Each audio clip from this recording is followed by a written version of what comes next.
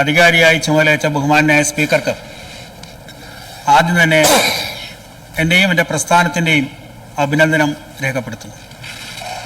അങ്ങയെക്കുറിച്ച് വളരെ ദീർഘമായി എനിക്ക് മുന്നേ സംസാരിച്ചവർ പറഞ്ഞു.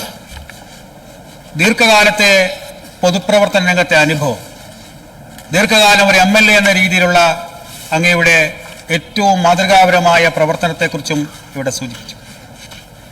ഏറ്റവും ആദ്യം ചാത്തന്നൂരിനെ പ്രതിനിധീകരിച്ച് MLA ആയി ഇവിടെ വരുമ്പോൾ അങ്ങേക്കെതിരെ മത്സരിക്കാനും അങ്ങേക്കെതിരെ അഭിനന്ദിച്ചുകൊണ്ട് സംസാരിക്കാനും അവസരം കിട്ടിയത് ഒരു ഭാഗ്യമായിട്ട് ഞാൻ കണക്കാക്കുകയാണ്.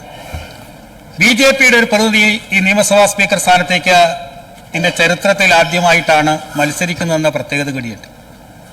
ഒപ്പം അങ്ങ് കാട്ടിയിട്ടുള്ള ചില മാതൃകകൾ, ഒരു മന്ത്രി എന്ന രീതിയിൽ അങ്ങ് എടുത്തിട്ടുള്ള തീരുമാനങ്ങൾ, ഒരു നിയമസഭാ സാമാജികൻ എന്ന രീതിയിൽ ഒരു നിയമനിർമ്മാണ സഭയിൽ എങ്ങനെയാണ് തന്റെ ഉത്തരവാദിത്വം കാണിക്കേണ്ടത് എന്നതടക്കം നേരത്തെ പറഞ്ഞു.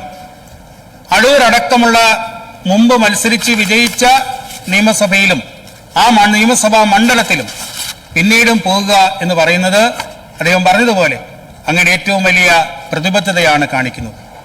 ഞാനൊരു മാധ്യമ വാർത്തയാണ് ഇപ്പോൾ ഓർക്കുന്നത്. അങ്ങ് MLA ആയിരിക്കുമ്പോൾ കേരള നിയമസഭയിൽ ഒരു സബ്മിഷൻ ഉന്നയിക്കുകയുണ്ടായി. അന്ന് സ്പീക്കറായിരുന്നയാൾ ചട്ടം പാലിച്ചല്ല ഉന്നയിക്കുന്നത്, അതുകൊണ്ട് നിയമസഭാ രേഖകളിൽ അത് കാണില്ല എന്ന് പറഞ്ഞു. അങ്ങ് വളരെ രസകരമായൊരു മറുപടി പറഞ്ഞു. ആ രേഖകൾ കാണാൻ വേണ്ടിയല്ല ഞാൻ പറയുന്നത്, മറിച്ച് ജനങ്ങളുടെ കാര്യങ്ങൾ ജനങ്ങൾക്ക് വേണ്ടി പറയുന്നൊരു വേദിയാണ് എന്ന് അങ്ങ് പറഞ്ഞ മറുപടിയുണ്ട്. ഞങ്ങൾക്ക് അത് തന്നെയാണ് പറയാനുള്ളത്. ജനങ്ങൾക്ക് വേണ്ടി ഈ നിയമസഭയിൽ പറയുമ്പോൾ അത് 3 അംഗങ്ങൾ മാത്രമേ ഉള്ളൂ എന്നതിനപ്പുറം പറയപ്പെടുന്ന കാര്യങ്ങളുടെ പ്രസക്തി കൂടി ഉൾക്കൊണ്ടുകൊണ്ട് മുന്നോട്ട് പോകണമെന്നാണ് അഭ്യർത്ഥിക്കാനുള്ളത്.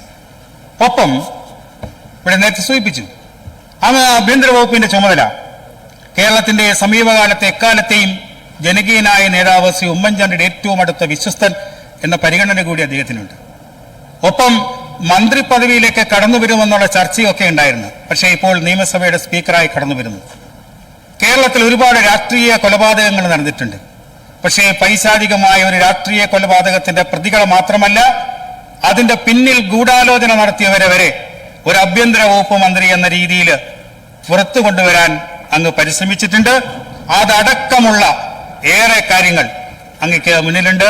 അതുകൊണ്ട് തന്നെ ഈ നിയമനിർമ്മാണ സഭയിൽ 137 ഇപ്പോഴത്തെ തിരുതി വെച്ചെങ്കിൽ +3 അങ്ങനെയാണ് നിൽക്കുന്നത്. ഈ 3 പേരുടെയും കൂടി എല്ലാ കാര്യങ്ങളും ഈ നിയമനിർമ്മാണ സഭയിൽ ഉന്നയിക്കുവാനുള്ള അവസരം കൂടി അങ്ങയുടെ ഭാഗത്തുനിന്നുണ്ടാവണം എന്ന് മാത്രം പറഞ്ഞുകൊണ്ട് ഒരിക്കൽ കൂടി ഈ പരമോന്നത പദവിയിൽ ഏറ്റവും നല്ല രീതിയിൽ ശോഭിക്കുവാൻ അങ്ങേ കഴിയട്ടെ എന്ന് പറഞ്ഞുകൊണ്ട് എല്ലാവിധമായ അഭിനന്ദനങ്ങളും ഒരിക്കൽ കൂടി എൻ്റെയും എൻ്റെ പ്രസ്ഥാനത്തിൻ്റെയും പിന്തുണ അടക്കം അറിയിച്ചുകൊണ്ട് വാക്കുകൾ അവസാനിപ്പിക്കും.